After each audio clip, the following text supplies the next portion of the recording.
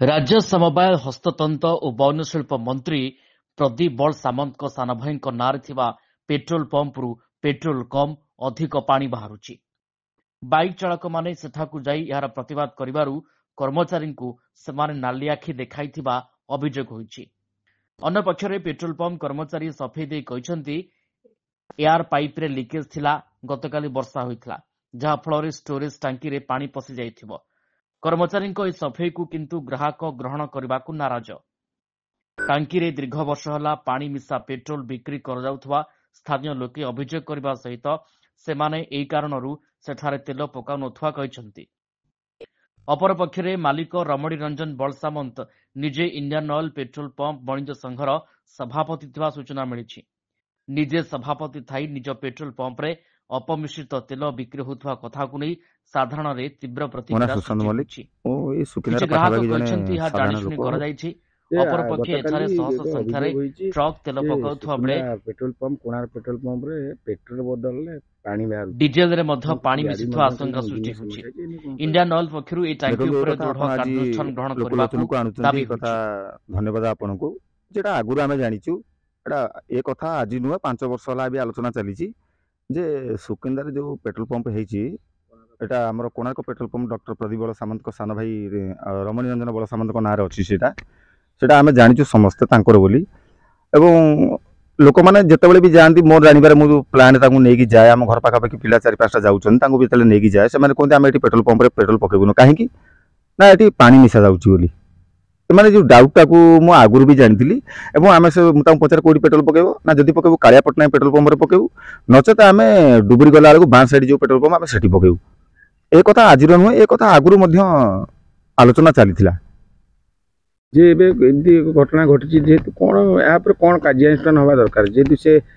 भाई मंत्री राज्यर समवाय मंत्री कार्यानुष्ठान हम बोली आप आशा करते। देखो कार्यानुष्ठान नवा एटा हूँ सरकार निर्भर एटा जेहेतु सी जड़े मंत्री अच्छा जड़े विधायक समस्त कहते प्रदीप बाबू जड़े भल लोक टुटू बाबू जड़े भल लोक बोली तेणुक लोकंर गोटे भरोसा भी अच्छी सुकिंदा विधानसभा प्रति किंतु यही जो काम संपूर्ण भूल कि गोटे आम गोटे मंत्री अच्छे कि विधायक अच्छे जदि आम निर्वाचन मंडल लोक मान जो भरोसा आम जदि आम पेटर लात मारिबा बा पेट्रोल बदल आम पानी मिसेक दबा से भूल कथा आज्ञा किंतु एटा मिछ नुहे एटा सत जेते लोक भी मुझे नहीं जाइए कहीं भी पेट्रोल पकाती ना सेठारे समस्ते भी कहते आम डुबुरी पकेबू ये कथा आज नुह ये बहुत पुराना 5 वर्षर कथा लोक बहुत डाउट रे भी आगुरी अच्छा प्राय लोक तो पेट्रोल पकाती ना सेठी पानी मिसा जाउची बोली कहे एमती भी अभियोग होती मंत्री भी एमती से पानी मिसेक रोजगार कर साधारण आलोचना होती नहीं मंत्री हेले बोली कार्यानुष्ठान हेनी से भूल कथा मंत्री बोली कौन सरकार कि से माने सेमिति भूल कथा किंतु कार्यानुष्ठान हवा निहाती जरूरी